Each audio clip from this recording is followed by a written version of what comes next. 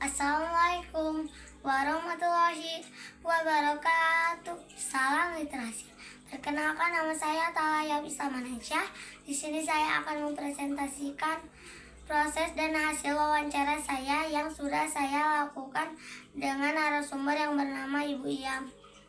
Beliau bekerja sebagai pedagang gorengan. Beliau tinggal di daerah Ciurang yang rumahnya tidak jauh dari rumah saya. Beliau sudah berjualan gorengan hampir 5 tahun sampai sekarang. Beliau merasa bahagia akhirnya memiliki pekerjaan walaupun pedagang gorengan di rumahnya.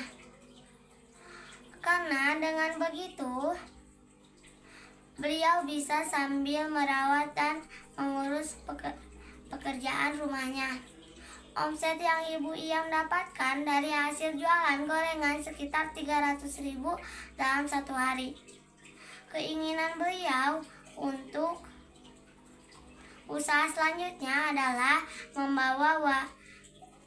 membuat warung yang lebih besar dan ingin pergi ke tanah suci. Saya mendoakannya, semoga keinginan Ibu Iyam ini Allah kabulkan. Cukup sekian presentasi dari saya.